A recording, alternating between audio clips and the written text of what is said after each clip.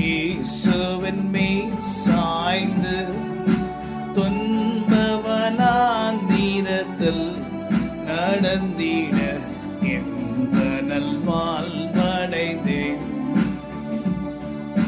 துன்பவனாந்திரத்தில் நடந்திட இன்ப நல்வாழ்வடைந்தேன்.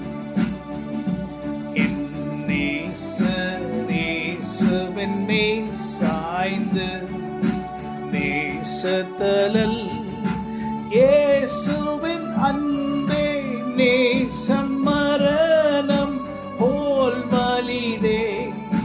வெள்ளங்கள் தீரண்ட தண்ணீர்களால் உள்ளம் அணைந்திடாதே. ஆண்டுடைய அன்பை குறித்து உன்னத பாட்டு என்ற புஸ்தகத்தில் போட்டிருக்கு. நேசத்தலல் இயேசுவின் அன்பு நேசம் மரணத்திலும் வலிமை வாய்ந்ததாயிருக்கிறது. இன்னைக்கு உலகத்தில் எது வலிமை வாய்ந்தது? எது தெரியுமா? மரணம். ஒரு மனுஷன் மரிச்சிட்டா அவ்வளவுதான். அவர் எவ்வளோ பெரிய ஆளாக இருந்தாலும் சரி, அவ்வளோதான். கொஞ்ச நாள் நினைப்பாங்க, சில வருஷங்கள் நினைப்பாங்க, அவ்வளோதான். மரணம் அதுக்குண்டான பவரே பவர். மறிச்சு போனவங்களை புதைச்சிட்ட பிறகு அவங்க உயிரோட வந்து இந்த உலகத்தில் நம்ம வாழும் வரைக்கும் பார்ப்போன்ற காரியம் நம்ம நினைக்கவே முடியாது. ஆனால் ஆண்டவராய் கர்த்தர் நித்திய ஜீவன் என்ற ஒன்றை குறித்து பேசியிருக்கிறார்.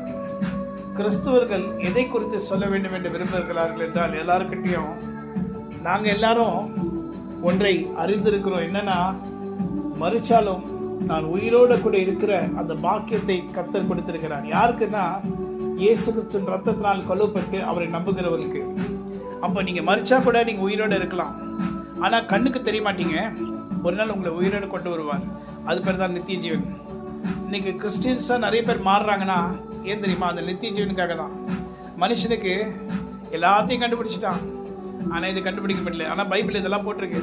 இன்னைக்கு பைபிளில் போட்டிருக்கதான் இன்னைக்கு உலகத்தில் நடக்குது, வேற எதுவும் நடக்கல. நல்லா பாருங்க, பைபிளில் போட்டிருக்கிறது தான் உலகத்தில் நடக்குது. நேசத்தலல் இயேசுவின் அன்பு மரணத்தை காட்டிலும் வலிமை வாய்ந்ததாக இருக்கிறது. அவருடைய அன்பு நேசத்தினால தான் அவருடைய ஜீவனை நம்ம கொடுத்திருக்கிறார். அதை நீங்க புரிஞ்சுக்கல, அதை நீங்க புரிஞ்சுக்கணும். அவ்வளவு அன்பு, மரணத்தை காட்டிலும் வலிமை வாய்ந்த ஒரு அன்பினால் கர்த்தர் நம்மை நேசிக்கிறார், உன்னை நேசிக்கிறார். ஆமென். God bless you. உனக்கு நித்திய ஜீவன் வேணுமா? ஆமென். God bless you.